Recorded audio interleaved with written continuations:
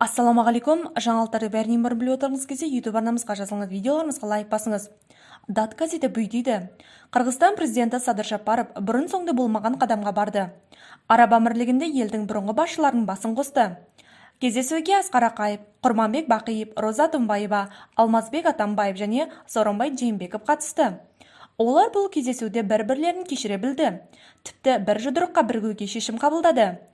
Бұл татуластық ұзаққа созылады ма? Кездесуден кейін Садыр Жапаров әлеуметтік желілерде қырғыздарды патриотизмге шақыруға бағытталған бағдарламалы хабарламасын жариялады. Евразия аумағында ұлы державалар құрған ежелгі қырғыздардың бүгінгі халі қандай? Бірліктің жоқтығынан, билік үшін күрестің кесірінен біз ежелгі империямыздан айырылып, орталық Азияның бір бұрышында қалып бара жатқан сияқтымыз. Тәуелсіздігіміздің жайласақ та, дамуымыз неге бәсеңдеп барады? Осындай сұрақтар бірінен соң бірі туындайды. Еліміз солтүстік оңтүстікке, яғни 7 облысқа бөлініп, әрқайсысы өз күндерін өздері көріп жатыр. Өкінішке қарай қазір қырғыз халқының әр президенті жақтап, сол арқылы тағы да жекке-жекке бөлініп жатқан жайы бар. Алайда Қырғызстанның болашағы біз үшін маңызды болатын болса, ол да Ақаевшы, Бакиевшы, Атамбаевшы, Атымбаевашы, Жээнбековшы және тағы басқалар ұғымдарды жоюымыз керек. Біз баршаның басын бірікте отырып, халықтың болашағын ойлауымыз керек. Ал басшылардың бірлігі болмаған жерде қолдаушылардың бірге алмайтыны айдан анық қой. Бастапқыда халық сайлап, соңына қайғылы аяқталған барлық президенттің басын қосып, бір үстел басына жинасақ, бәлкім бір жұдырықтай жұмылған бір тұтас ел болармыз деген ой менің көкейімде көптеген бері жүреді. Бұрынғы президенттер реніштерін айтып, кемшіліктерін мойындады. Ең бастысы, олар бір-бірін кешіре білді. Менің де көздеген мақсатым сол еді. Менің ойымда тек әрбір президенттің жақтастары 7 облыстың халыққа саясатты тастап, бір бағытқа шоғырланып, ұлттың экономиканың дамуын ойлау керек деген ұғым жүретін еді. Әрбір қырғыз азаматы бірігіңіздер.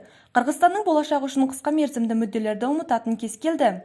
Бір жағадан бас, бір жеңнен қол шығарып, алға ұмтылайық. Менің алдымдағы мемлекет басшыларының әрқайсына жеке мүддем де, жеке қызғанышым да жоқ. Сондай-ақ мен бұған тіпті міндетті де емеспін. Осыны ерекше атап өтуім керек, деп жазды Жапаров әлеу желіде. Қалай болғанда да Жапаровтың әрекеті сәтті де атауға болатын сияқты. Аталған бас қосуда бұрынғы президенттердің барлығы оны бір жұдырыққа бірігу бастамасын бір ауыздан қолдап мақұлдады. Жапаровтың жазбасы қоғамда қызу ренессанс тудырғаны белгілі. Сөйтіп қоғамда көптеген пікірлер туындады. Мұндай пікірлердің көпшілігі жағымды әсерлерге ие болды. Әрине, қысқа мерзім ішінде мұндай қадамды тиімді деп санауға әбден болады. Алайда бұрынғы президенттердің барлығы ескі реніштерді ұмыта алады ма? Әрқайсының тағдыры қайғылы деп атауға болатын сияқты. Алғашқы екі президент Ақаев пен Бакиев 2005 және 2010 жылдары мемлекеттік төңкеріс деп атауға болатын революцияның нәтижесінде қызметтерінің шеттетілді. Ақаев ұзақ жылдар бойы Ресейде бас және сауғалады, ал сыртта 24 жылға сотталған Бакиев Белоруссияға қашып тынды. Осы бір аумалы төкпелі қиын қыстау заманда қолаған президенттік туды. Орталық Азия тарихындағы тұңғыш әрі әзірге жалғыз әйел, яғни Роза Атымбаеваның көкке көтергені айдан анық.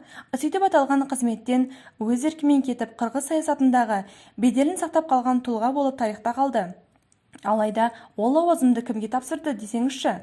4-ші президент Атамбаев билік тізгініне ие болғанға дейін бірнеше күн бұрын түрмеден босатылып 11 жылдық мерзімнің 3,5 жылын өтеген болатын еді. Қысқасы оған тағылған соңғы айыптылар алынып тасталғаны жоқ делінген хабарламада.